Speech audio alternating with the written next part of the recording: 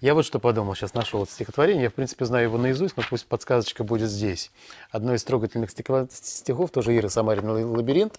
Сейчас я уже научился читать его без слез. Раньше не мог.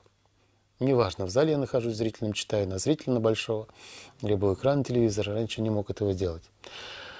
Вот перед следующим нашим сюжетом, перед тем, как напомнить вам одну из моих гостей, я хочу прочитать вот такое стихотворение Иры Самариной «Лабиринт».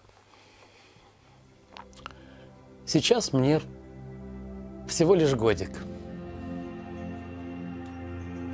и я заболел немного. По комнате мама ходит и просит о чем-то Бога. Я вижу, как плачет мама.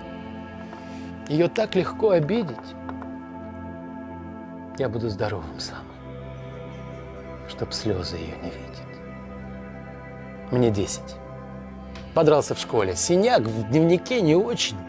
Я маме съязвил фривольно, что я ведь пацан, не дочка. Я вижу, как плачет мама, волнуюсь опять за сына. Я буду достойным самым, я должен расти мужчиной. Я вырос, и мне 15. Гулять не пускают снова, а мне-то пора влюбляться. Но мама со мной сурова. Я вижу, как плачет мама, увидев мой блог в инете.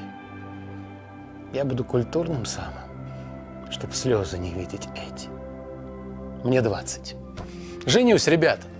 Невеста с татуировкой. Ну, мам, не суди предвзято, ей тоже уже неловко. Я вижу, как плачет мама, невестку обняв, как дочку, и шепчет: будь самый-самый, роди для него сыночка. Мне 40. Семья и дети, а в сердце надежда тлеет, и солнце так тускло светит, ведь мама моя болеет. Я плачу. И шепчет мама, увидев слезу мужскую: я буду здоровый самый, ведь вами, сынок, дышу я.